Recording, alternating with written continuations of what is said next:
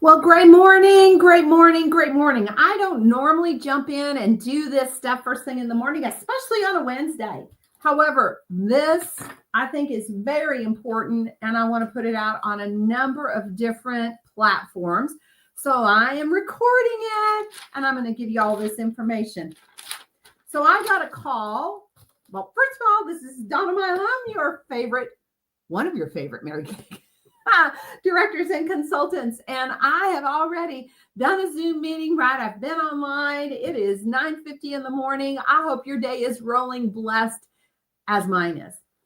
I got a call at 7:05 Arizona time this morning, and this gentleman all over me. His name supposedly was Pete Flores, and he just rolled on about he was with U.S. Custom and Borders Protection Department, and that my name had come up in an investigation, and he had questions for me. Now, for those who know me and those that don't know me, my husband's 30 years law enforcement. I have two boys that are law enforcement. I am surrounded in law enforcement. So I naturally have a respect and a respectful response to you when you call me about this stuff. Now, I will tell you from the get-go, the name Pete Flores and the accent did not jive. They didn't, guys. They just didn't jive.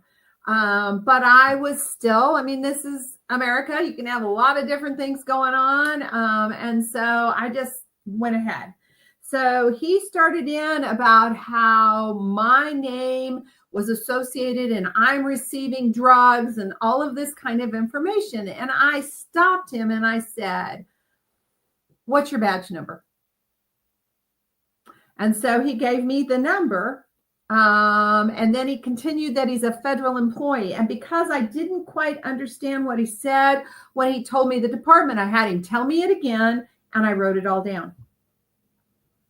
And we kept talking, and I'm listening, and I am doing my best to be respectful, but I'm like, why are you calling me, right? So he continues, and he's telling me he's checking, he wants to run addresses by me because it's drugs and money laundering. Me, sure. Okay. But having said that, guys, there's a lot that goes on out there, and there's a lot of identity theft, right? We're all concerned about identity theft, and somebody, and as an entrepreneur and a business person, I don't hold my info as far as who I am and all of that. I don't hold it in a little box. It's public. In fact, if you're on Facebook or any of those mediums, LinkedIn, whatever, it's public. And so that part didn't surprise me. And then he informed me that I'm getting packages from Mexico or Colombia.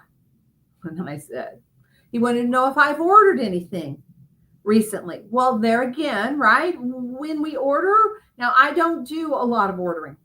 I am a shopping person. I have about 3 sites, and I don't even have an Amazon account. I have somebody in my life who takes care of that, but I don't personally have one. So none of my information goes that way. But again, right?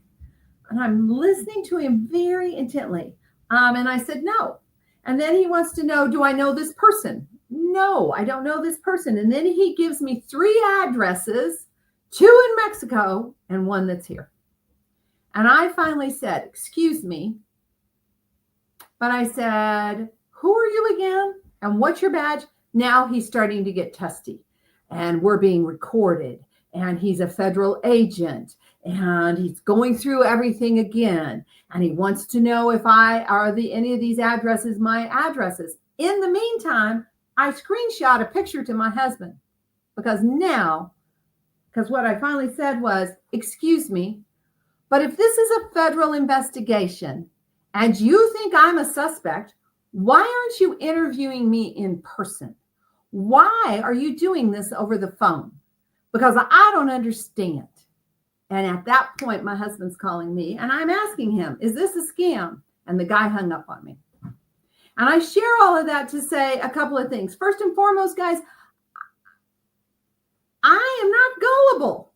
But he did give me a badge number, which is something I asked for. He gave me his first and last name up front. He told me the purpose of the call. He gave me a very well-sounding name, or there are all kinds of government agencies. What do I know? And he was concise and to the point until he started really getting agitated. And when he started really getting agitated, I thought, this doesn't make any sense to me. And it really doesn't make any sense. And so what my husband told me is eventually they would have gotten to where I could send a gift card. A gift card. I really would have known at that point. And if I had tons of time, I probably would have let him just roll with it. I probably would have, but I don't have time for that. But I share all of that to say this. You too are susceptible. You too. We are all susceptible to scams. We are all susceptible because things sound 90% accurate, 90% truthful, 90% honest. It's that last 10%. And although if I got pulled over and the markings are on the car and so on and so forth, especially if it's like I'm speeding. Me? Are you kidding? Yes. Then I am respectful. The people, law enforcement, who put their lives on the line for us every day, of course I am. But this just sounded fishy. So I don't care what it is, guys. Do your due diligence. What I really could have done, because I didn't recognize the phone number. Of course, I'm in business. I get phone calls all the time. Now with cell phones, right? Used to, you really wondered. But now with cell phones, you don't think anything about it. Everybody moves with their number. Tell them you would like to call them back. Tell them you want to call them back. Ask them for their badge number. Ask them for their supervisor. Ask questions and reach out, like I did, to somebody who probably knows more than you do. Don't panic. Don't work in fear.